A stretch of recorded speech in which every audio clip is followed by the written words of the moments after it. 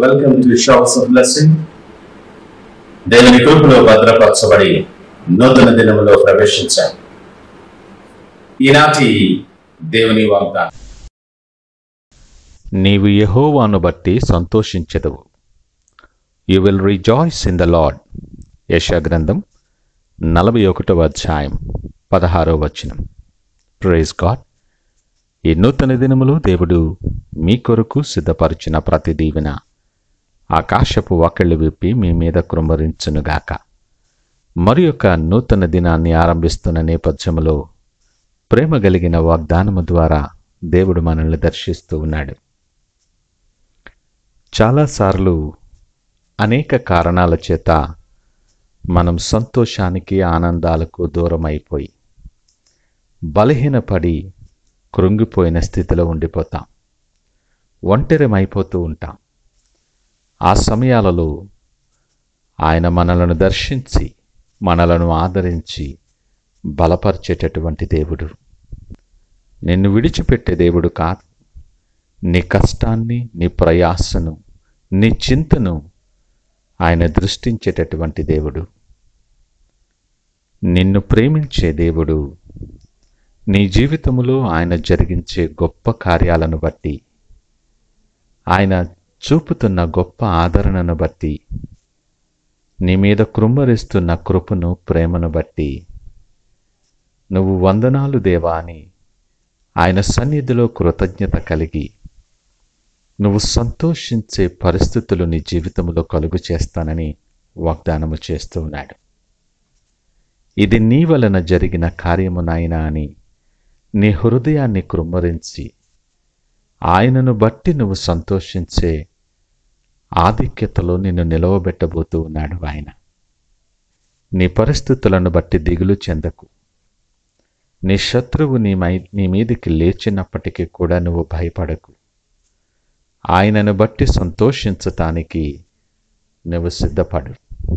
నీ పక్షముగా వ్యాజ్యమాడువాడు, నీ పక్షముగా యుద్ధము చేయువాడు ఆయన. నిన్ను విడిచిపెట్టలేదు, నీతో పాటు ఆయన ఉన్నాడు.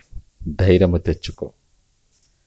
పరిస్థితులు నీ చేయి దాటిపోయినట్టు కనిపించవచ్చు, కానీ అరణ్యముగా మారిన నీ బ్రతుకును నీటి మడుగుగా చేయగలడు. ఎండిన నేలవలే అయిపోయిన జీవితాన్ని నీటి బుగ్గలుగా చేసి నీ నోటి నిండా నవ్వు కలుగు చేయగలిగిన దేవుడు ఆయన. ఆయనకు అసాధ్యమైనది ఏమీ లేదు. ప్రతి పరిస్థితికి చాలిన దేవుడు ఆయన. నమ్మిక మాత్రం ఉంచు. ఆ పరిశుద్ధ దేవుని బట్టి నువ్వు అతిశయించేలాగా నీ పరిస్థితులు మారుస్తాడు. ఆయన సహాయము చేసే దేవుడు. నీవున్న పరిస్థితిని బట్టి నీవు స్వల్ప జనమేక అయి ఉండొచ్చు, ఎన్నిక లేని వాడివిగా నువ్వు ఉండొచ్చు, లేదా తృణీకరింపబడినగా ఉండొచ్చు. కానీ విశ్వాసముతో ఆయన వైపు చూడటం మర్చిపోకు. నీ వేదనలో నువ్వు నలుగుచూ ఉండొచ్చు, ఎవరి తోడు నీకు లేకపోయి ఉండొచ్చు, కానీ సహాయము చేసేదనని చెప్పి నీ కుడి చేతిని పట్టుకున్న దేవుడు నీతో పాటు ఉన్నాడు. నువ్వు ఒంటరివి కాదు. నీ చేయి పట్టుకొని దీవెనకరమైన మార్గాలలో నడిపించేవాడు. నీ పాదము తొట్టులనివ్వడు, అడుగు తడబడనివ్వడు. నీ ప్రార్థనలన్నీ ఆయన అంగీకరిస్తాడు. బలమైన ఆయన చేతులలో నువ్వు సురక్షితముగా ఉంటావు. ధైర్యము తెచ్చుకో. నీ ప్రతి కన్నీటి బాష్ప బిందువును తుడుస్తాడు. నిన్ను ఆదరించి బలపరిచి నడిపించే దేవుడు ఆయన. నీకు సహాయము చేస్తూ ఉన్నప్పుడు, మంచి మార్గములో నిన్ను నడిపిస్తూ ఉన్నప్పుడు, కృప వెంబడి కృప నీ మీద కృమ్మరిస్తూ ఉన్నప్పుడు నీ నోటి నిండా నవ్వు ఉంటుంది. నీ నాలుక ఆనంద గానము చేస్తుంది. అంత మాత్రమే కాదు సుమా, యెహోవా వీరి కొరకు గొప్ప కార్యములు చేశానని అన్యజనులందరూ చెప్పుకుంటారు అని లేఖనం మాట్లాడుతుంది. దేవుడు అనుగ్రహించిన ఈ నూతన దినములో ఆయన నీ కొరకు ప్రత్యేకించి ప్రేమతో సిద్ధపరిచిన నూతనమైన గొప్ప సంతోషాన్ని నువ్వు స్వతంత్రించుకొని అనేక మందికి దీవెనగా నువ్వు నిలుచులాగున సిద్ధపడి ప్రార్థనాపూర్వకముగా దినాన్ని ఆరంభిద్దామా? ప్రార్థించుకుందాం. మహోన్నతుడు, నమ్మకమైన మా యేసయ్యా, స్తోత్రాలు, వందనాలు. మా ప్రతి పరిస్థితికి నువ్వు చాలిన దేవుడువు, నీకు వందనాలు.